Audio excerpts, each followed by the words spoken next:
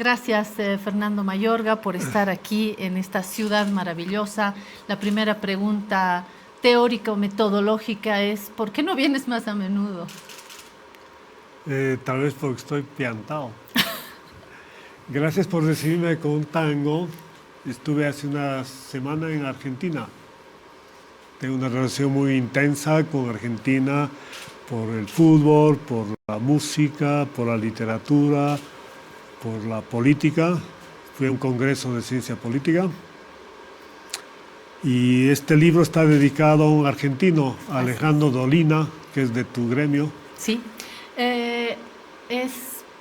Dolina es conductor de radio, de televisión, pero también ha estudiado Derecho, Historia, es escritor, filósofo. ha estudiado literatura, es decir, estos perfiles que ya no hay hoy en día, ¿no? Y es humanista. Es humanista y nacional popular. Y contabas, Fernando, ayer en la presentación en la FES, que te acompañó en su programa radial de medianoche, ¿no? Fue un bálsamo en su momento para ti.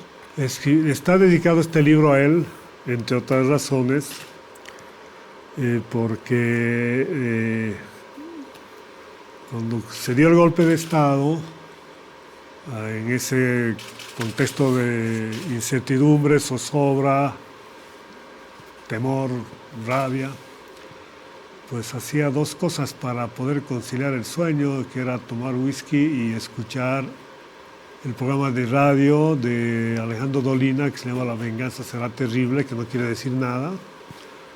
Y así fue desde entonces hasta ahora que escucho, y tuve la suerte, hasta ahora me resulta inexplicable, sorprendente, de encontrarme con él, encontrarlo a él en Rosario en un café, solo, cuando yo estaba saliendo para ir a ver su programa de radio que iba a producirse un cine.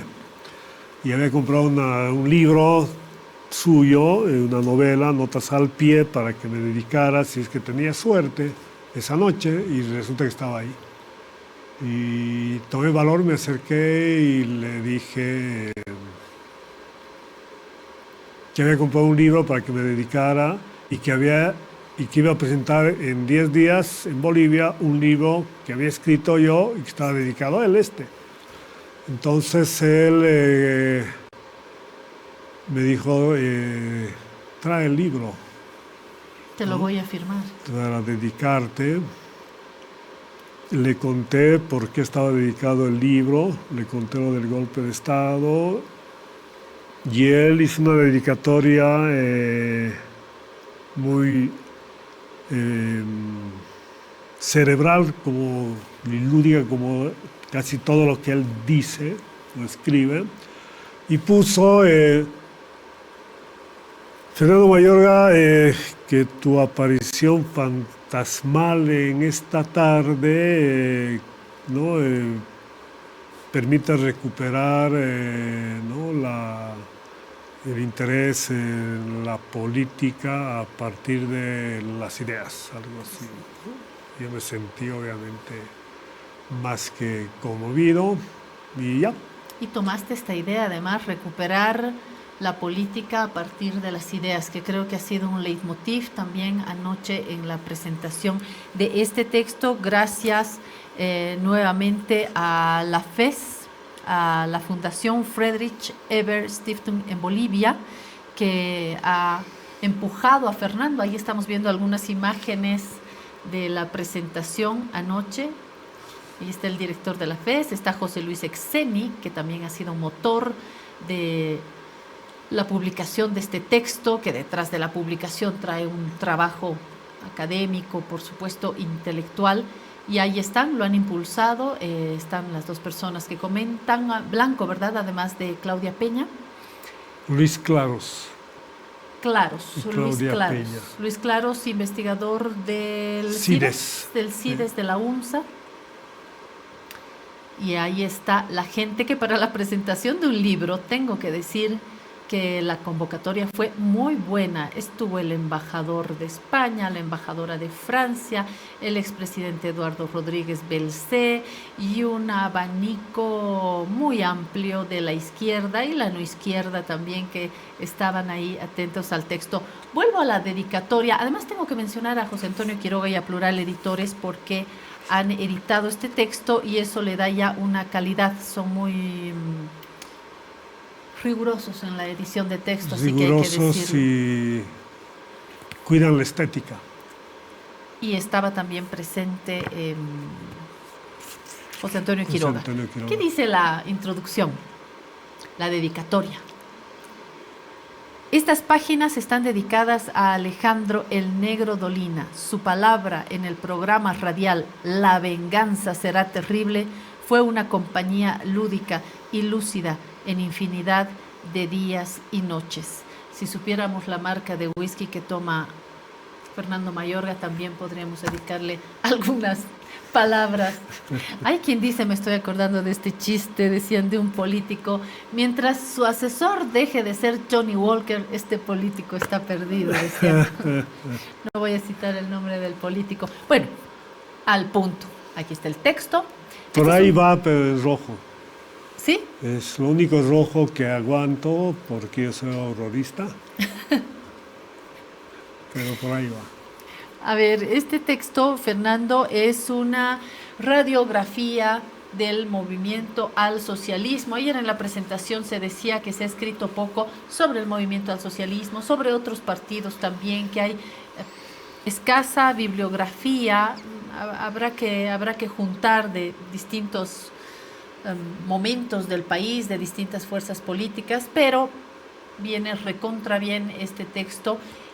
Estoy recordando un texto de Moira Suazo. ¿Cómo nació el MAS? Moira Suazo sobre el MAS. Más que un texto, es un ladrillo. ¿Cómo nació el MAS? Basado en entrevistas. Sí.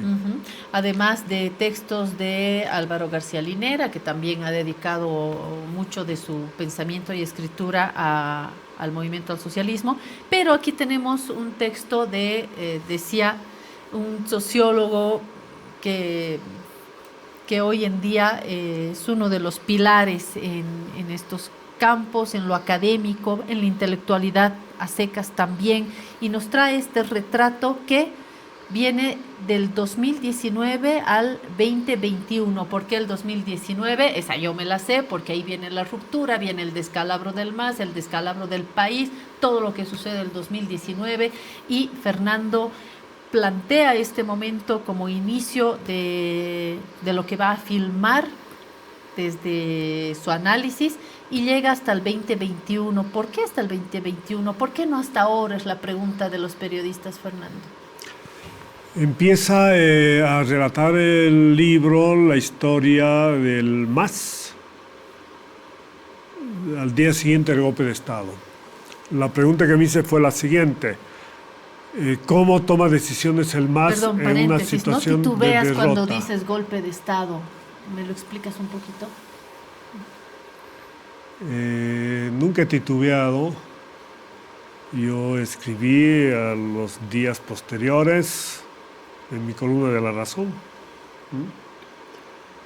Y hasta ahora afirmo porque primero es golpe de Estado porque hay una acción de fuerza para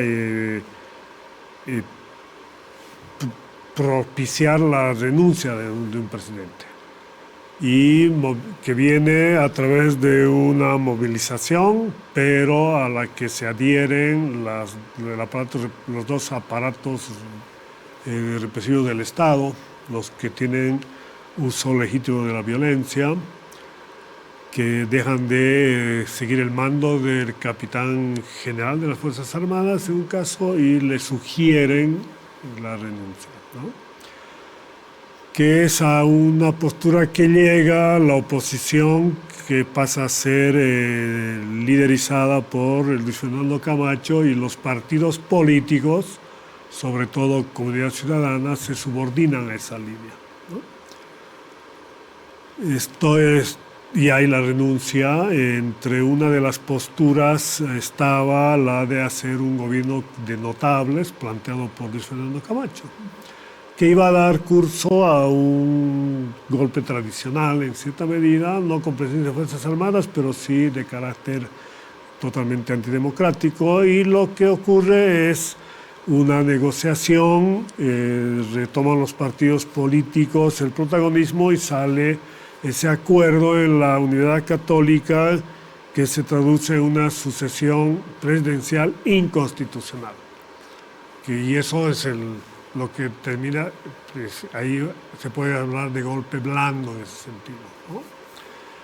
Porque se elige una presidenta violando no solamente los procedimientos internos de la Cámara de Senadores y de la Asamblea Legislativa, sino utilizando de manera absolutamente indebida un comunicado del Tribunal Constitucional que hace mención a una sentencia que fue emitida en 2001 para resguardar la sucesión presidencial de Jorge Quiroga, Tuto Quiroga, que era vicepresidente de Banzer, y para evitar que los miembros de su partido conspiren contra esa sucesión, pues se ampararon en esa sentencia que tenía como respaldo la anterior constitución política.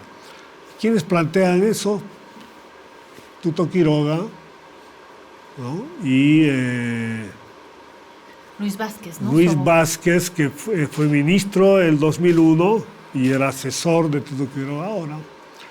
Entonces todos los elementos dan para hablar de golpe de Estado, ¿no? Y además una conspiración obvia, porque hay una acción de represión en simultáneo contra varios parlamentarios, presidentes de las cámaras, dirigentes sindicales, ¿no?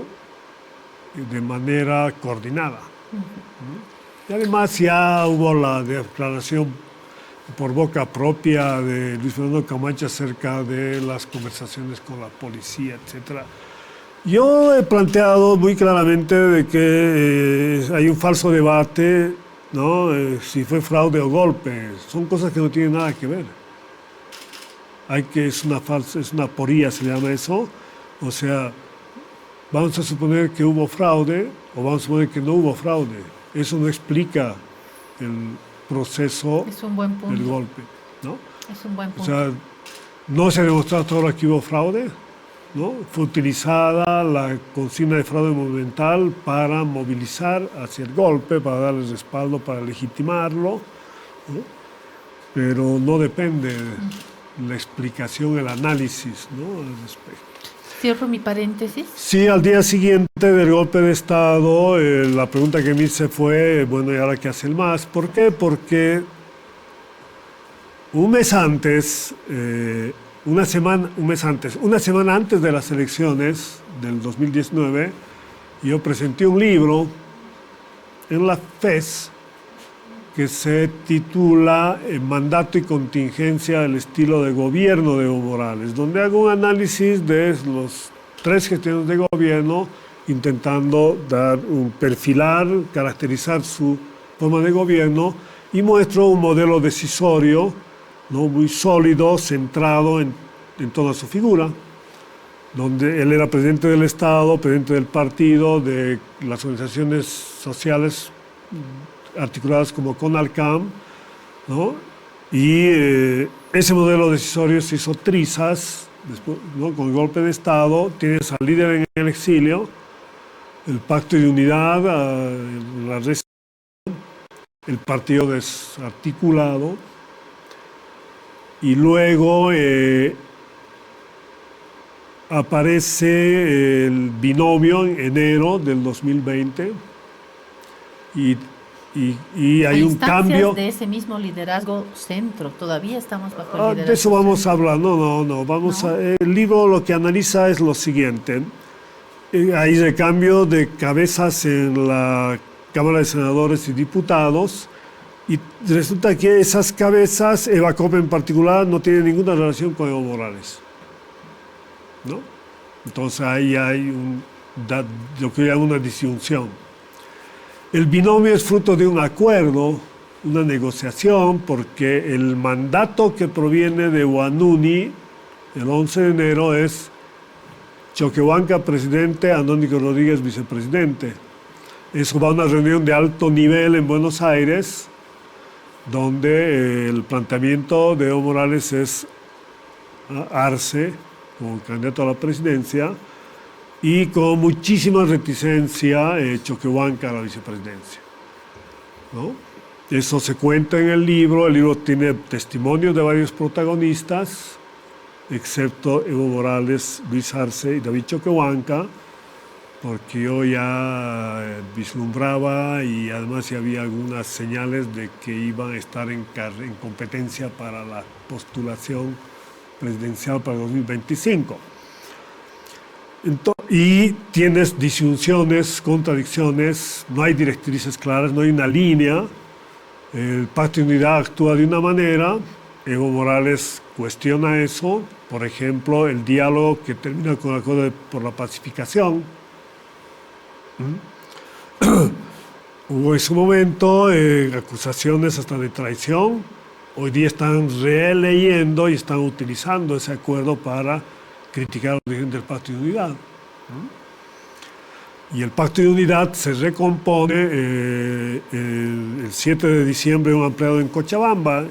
Y el presidente del Senado no hablaba con el jefe del partido, pero por ejemplo el candidato presidencial Luis Arce sí establece un vínculo muy directo con Eva Copa y le apoya en la gestión parlamentaria y luego Eva Copa va a apoyar en la campaña y estos días esa relación fuerte.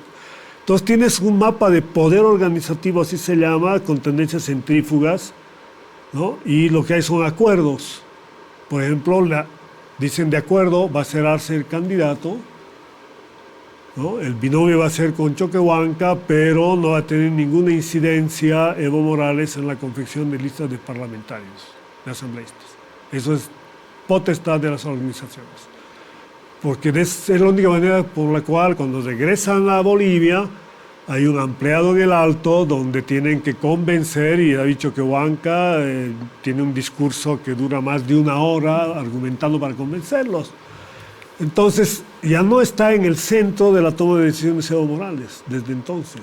Y lo que asume, lo único que le queda es ser jefe, presidente del partido, y empieza a desarrollar una tarea de fortalecimiento del partido. Y por eso el 2021 decías, ¿por qué hasta el 2021? Es septiembre de 2021, porque en agosto se realiza el Congreso Orgánico del MAS, se aprueba el nuevo estatuto y se implementa, y hay la primera elección en Cochabamba de dirección departamental del MAS que acaba con conflictos.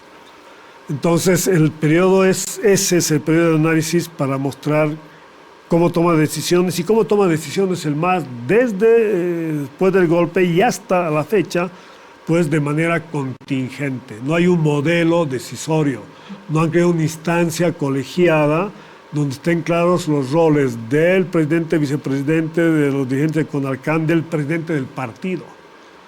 Entonces ya ha pasado de la disyunción, de la falta de coordinación. Hubieron 3 intentos de reunión, no acabó materializándose un esquema.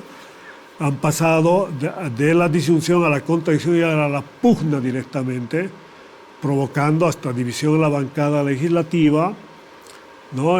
Con problemas en las organizaciones sociales, ¿no?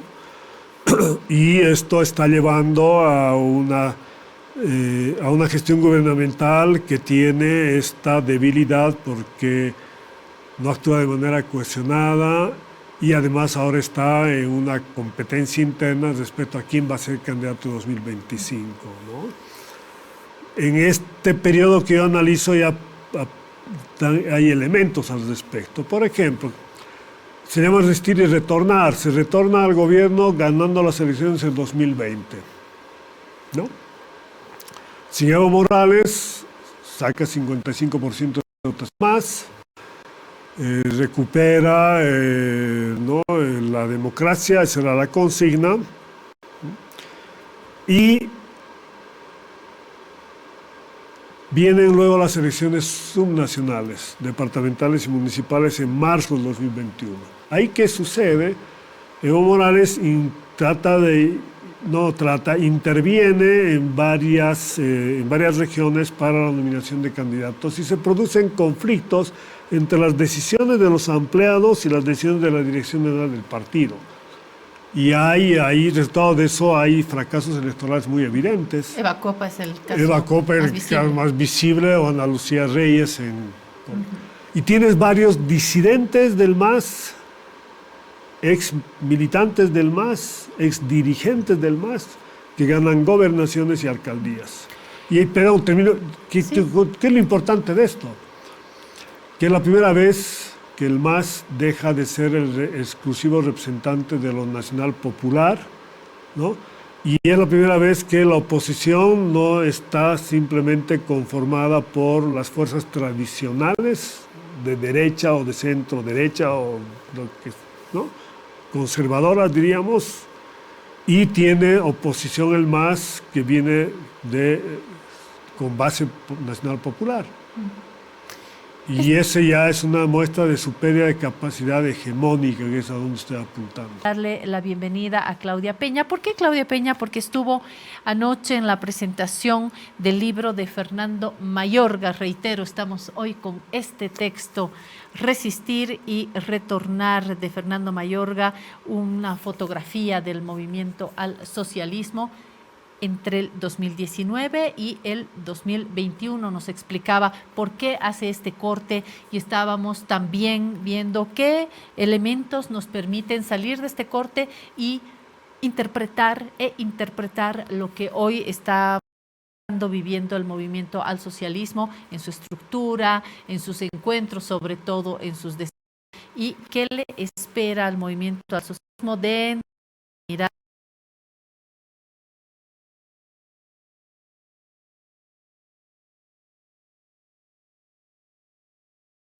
Peña, bienvenida. Claudia, exministra de Evo Morales, escritora, comunicadora, ha hecho una presentación de claros investigaciones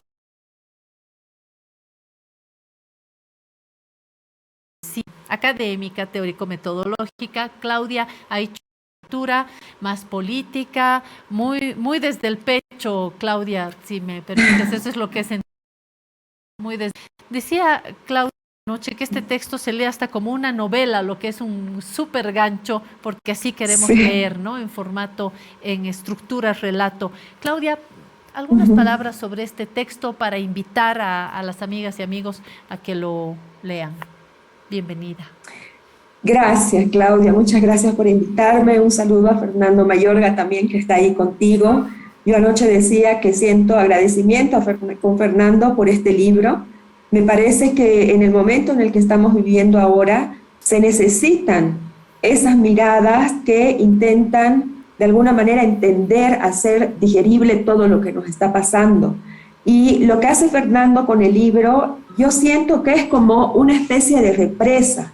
Él arma una represa con sus palabras para que esa realidad desbordada que vivimos cada día desde el golpe pueda ser contenida de alguna manera, que pueda ser examinada, que la podamos mirar. Y eso me parece que tiene un valor gigantesco, sobre todo en estos días, en que esas disyunciones que dice Fernando van ya decantando en pugnas entre ciertos actores políticos al interior del movimiento al socialismo. Entonces, en primer lugar yo desde mi lugar de escritora valoro mucho esta construcción de palabras que hace Fernando y que nos permite acercarnos a la realidad, que es una realidad muy compleja, ¿no? El MAS y PSP es partido, es organizaciones sociales, ¿no es cierto? Pero además un montón de actores políticos que van cada día, diría yo, negociando el lugar de poder desde el cual actúan. Lo otro muy bonito, que yo comentaba, por eso se lee como una novela, es que Fernando tiene la capacidad de encontrar esos momentos claves que, si tú los miras, pueden significar un montón de cosas y te dan una luz respecto de un montón de temas que vienen antes de ese momento clave y que se desatan, digamos, a partir de ese momento clave, ¿no?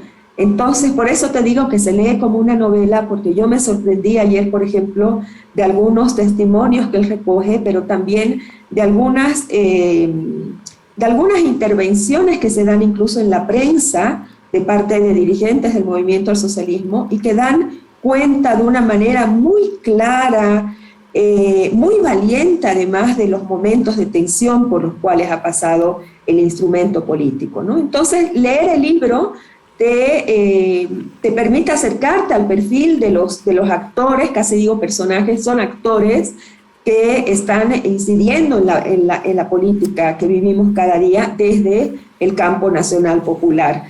Pero también te da la posibilidad de abrir los ojos, porque tienes las palabras para hacerlo, y poder generar un análisis que sea más útil, porque puedes recoger de mejor manera la realidad.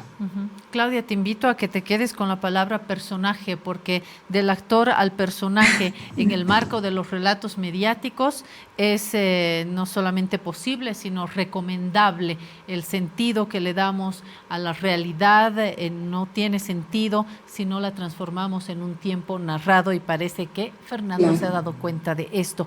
Quiero simplemente compartir con los amigos los grandes capítulos. Capítulo 1, Golpe de Estado, sin titubear, Resistencia e Iniciativa Política. Capítulo 2, El Camino a la Victoria Electoral. Y un largo capítulo 3, del retorno al gobierno, al Congreso Orgánico.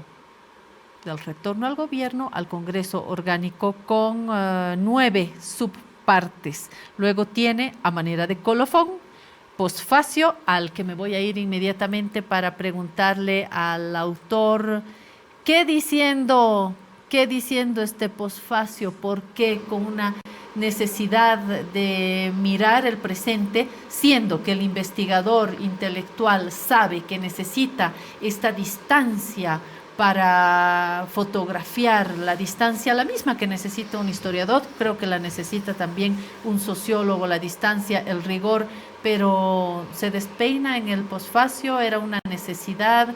De hecho, los periodistas y los medios no lo iban a dejar sin la pregunta: ¿qué nos deja para comprender los desencuentros hoy que se hacen cada día más visibles, Fernando? Sí, pero antes yo quiero agradecer a Claudia. Además, ella sí que tiene la manera de decir las cosas como una artista, ¿no? Escribe muy bien, y que ella reconozca valor en lo que yo relato me produce una mayor satisfacción, ¿no? Porque siempre la forma y el contenido tienen que ir juntos. Y en la política también. La política son formas, ¿no? Así como es conflicto, disputa por el poder, son formas, la manera en que se expresa. Y lo que hice una vez que terminé la investigación, terminé de escribir la historia contenida en ese periodo, evité en la revisión final ponerme los lentes del presente, de la coyuntura del momento, ya marcada por estas rivalidades, ¿no?, evidentes dentro del MAS, pero al mismo tiempo dije, en este relato, al contar esta historia, al mostrar cómo funcionó el MAS en este periodo, están ya los elementos que permiten entender las disputas actuales. Entonces dije, voy a hacer un breve ensayo con prospectiva incluida, que vaya después del libro, que es un posfacio, es eso, es una reflexión posterior sobre el tema que uno ha investigado. En vez de alargar la investigación, ¿no?, eso los que saben de investigación, ¿no?, implica el riesgo de que nunca termine, ¿no? Hice un posfacio para dar cuenta de dos ideas. Una, de que se pasaron de las disyunciones, la falta de coordinación, ¿no? Los acuerdos circunstanciales, las decisiones contingentes durante ese periodo, se pasó a contradicciones y pugnas internas, definidas por estos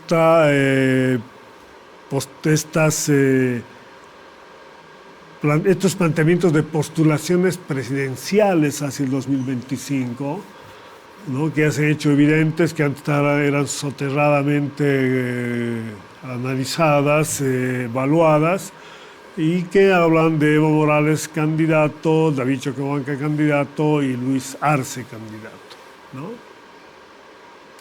Entonces, le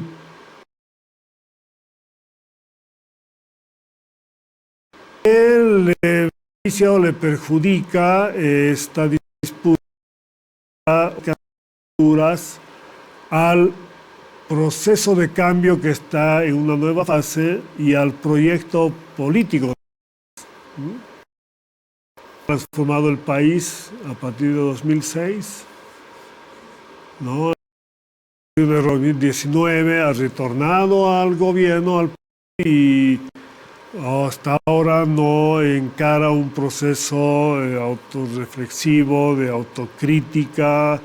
A mi juicio no ha evaluado la derrota política, se escuda en una visión de acción donde se victimiza, ¿no? Hubo golpe de Estado, por supuesto que hubo golpe de Estado, pero fue resultado también de una derrota política del MAS, ¿no? Que regaló a la oposición la bandera democrática. No hay autocrítica en el MAS y por lo tanto no hay un balance del proceso y menos hay una discusión acerca de la orientación o reorientación programática, ¿no? ¿Qué pasa con el Estado plurinacional? No se discute eso. El MAS está enfrascado en una lógica instrumental discutiendo cómo se mantiene en el poder en 2025. Con estos tres posibles candidatos que a mi juicio no garantizan, al contrario, ponen en riesgo la continuidad del proyecto político del MAS y del proceso. ¿En riesgo por qué? Aquí Sí. fue cuando me quedé con la boca abierta en la presentación, cuando Fernando Mayorga dijo: Evo Morales, Luis Arce y David Choquehuanca deberían abandonar el espacio de la candidatura para que venga alguien.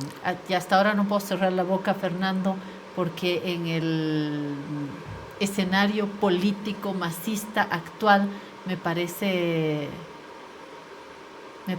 hasta inverosímil lo que has planteado. Claro, irreal, les parece que es...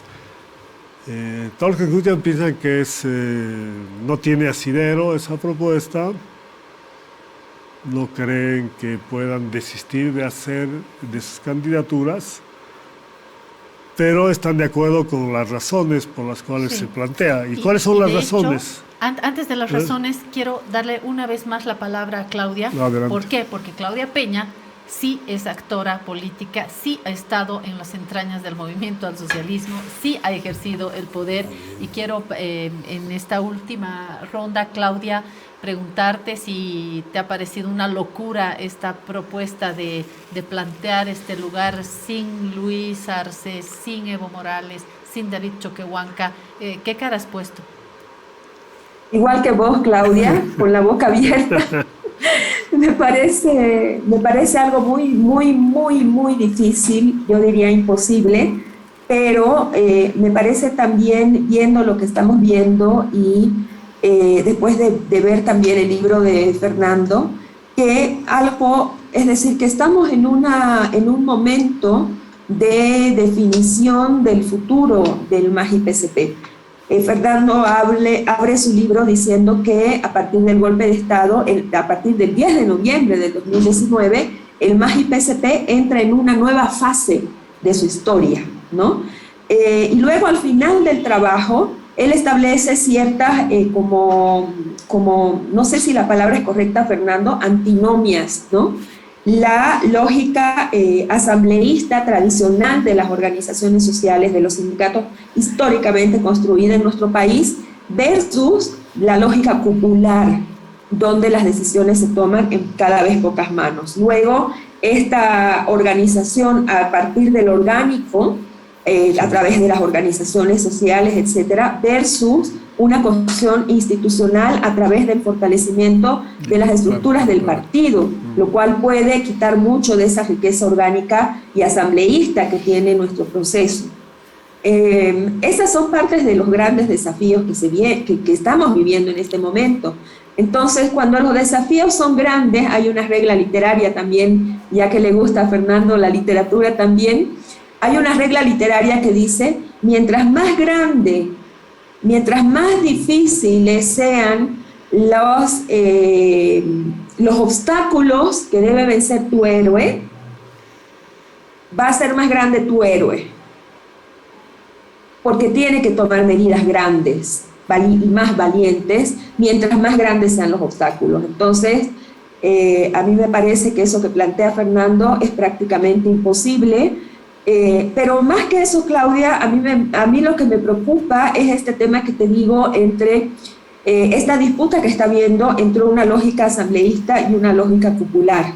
Eso es lo que más me preocupa. A mí me parece que eso hace al cuerpo mismo del instrumento más que a los actores y los individuos. Y en la medida en que ahí tendríamos que ver qué se resuelve primero, si este enfrentamiento, digamos, entre la lógica asambleísta popular y la lógica popular pragmática de la política cotidiana, ya lo otro viene pues de añadidura, como se dice, ¿no? Me parece que eso es, que ahí hay una clave, pero claro, la propuesta de Fernando me parece desafiante, me parece súper interesante. No sé si será lo mejor, pero comparto la preocupación y la mirada respecto del tamaño de los desafíos que estamos enfrentando en este momento. Gracias, Claudia, nuevamente por tenerte en el programa. En algún otro momento te vamos a convocar para seguir hablando sobre el país. En todo caso, agradezco tu participación en el programa y las ideas que anoche en la presentación has sembrado también para leer este texto de Fernando Mayorga. A ver, a mí se me ocurre que, ya que Claudia habla de la literatura y de los grandes relatos, cuando tenemos un personaje que es Superman, y luego aparece Batman, más urbano, y luego aparece el Hombre Araña con más telarañas, y luego nos dicen que ni Superman, ni Batman, ni el Hombre Araña, sino que saldrá otro actor. Es difícil, ¿no? Cuando yo voy al cine es difícil, en la política también es difícil por la construcción de liderazgos también, porque no aparecen, ¿no? Creo que hay que formarlos, que de hecho fue un vacío dentro del movimiento al socialismo. En todo caso, y para terminar con Fernando, yo pensé, además de este tango que le he dedicado al inicio, a hablar de una canción que no la voy a poner por derechos de autor, pero Fernando la va a recordar, es de Joaquín Sabina y Fito Páez, del álbum Enemigos Íntimos. Hay una canción, Llueve sobre mojado. Hay una lágrima en el fondo del río de los desesperados. Adán y Eva no se adaptan al frío. Llueve sobre mojado. Al asesino de la cola del cine, El Padrino 2 le ha decepcionado. Los violadores huyen de los jardines. Llueve sobre mojado. Llueve sobre mojado, o mejor dicho, de Guatemala a Guatepeor. Qué difícil para el movimiento al socialismo. Palabras de cierre a cargo de Fernando Mayorga, columnista de La Razón, sociólogo cochabambino. Si esta idea que he lanzado requiere mucha argumentación y ya no hay tiempo para fundamentarla, ¿no? Voy a ser brevísimo, pero insisto, tiene alguna lógica detrás, partiendo de esta constatación de que mencionó Claudia. Es inviable, posiblemente, es deseable.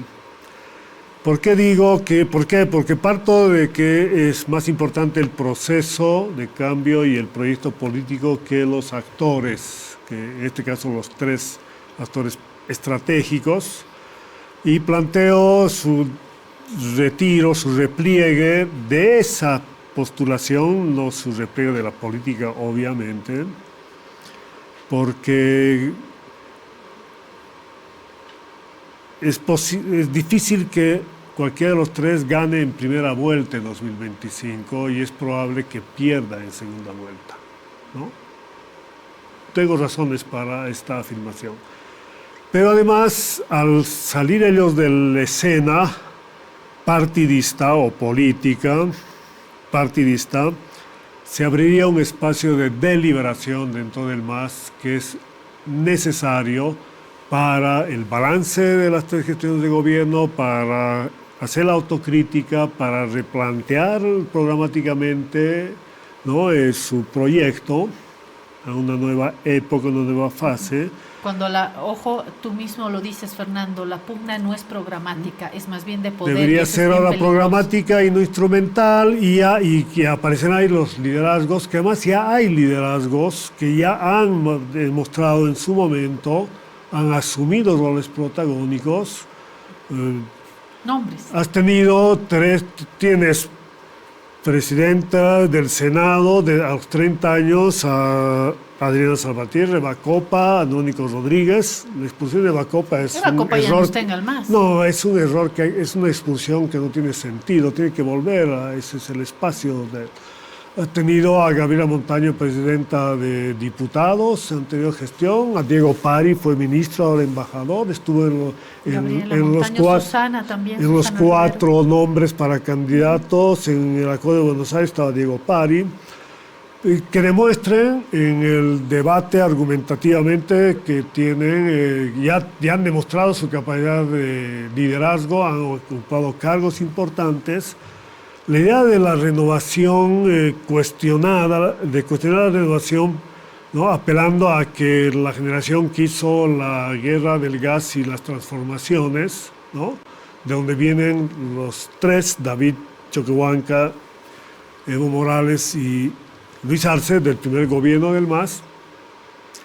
Uno puede decir, también esta generación tuvo ya su momento, su gesta heroica, su momento constitutivo, porque fue la generación que recuperó la democracia, que combatió el régimen, ¿no?, ese oprobioso régimen conducido por Áñez, Murillo y López. Nos estás poniendo ya en el retrato de la historia. Por supuesto, o sea, ¿qué gesta? Fue una gesta recuperar la democracia en un año, ¿no?, después de un golpe de Estado, y volver al poder con mayoría absoluta de votos. Y esa fue y hay que destacar el rol de la juventud en eso. Se acordarán el día de la posesión de Luis Arce y David Choquehuanca, un interminable desfile de jóvenes, ¿no?, que no eran militantes del MAS en su mayoría, que estaba ahí demostrando, era la fiesta por la recuperación de la democracia. Toda esa vitalidad, creatividad, energía no ha sido aprovechada por la gestión del gobierno, está siendo dilapidada, pero está disponible. Todo ese voto popular, toda esa gente que salió, hombres y mujeres sobre todo, que salieron a defender la huipala, ¿no? Ayer destacaba eso Claudia en la presentación, la parte cultural. Defendieron la huipala y no defendían a Evo Morales, defendían su identidad, y después el MAS también representó eso en la elección de 2020 y por eso sacó mayoría absoluta. Entonces hay que entrar creo que el MAS tiene que discutir, tiene que debatir, ¿no?, y ese debate para repensar su proyecto, para reformularlo programáticamente, recuperar su capacidad de acción hegemónica, ¿no?, requiere, a mi juicio, nuevas caras, nuevos rostros, ¿no? No veo ya que esta renovación programática pueda venir ni de Evo Morales, ni de David Choquehuanca, ni de Luis Arce, ¿no? Y razones por las cuales pienso que no pueden ganar en primera vuelta las podemos conversar otro día, ¿no? Porque se las puede leer también en el texto, en parte, sí. En parte. El objeto de estudio tiene que tener un corte, este programa también. Gracias. El tiempo mata. Así es. Gracias, Claudia, un Gracias, placer Fernando. conversar contigo y que esté presente además Claudia. y pues espero que esto cumpla su propósito, que es esto, abrir un espacio de diálogo y de debate. De eso saldremos siempre ganando todos y todas.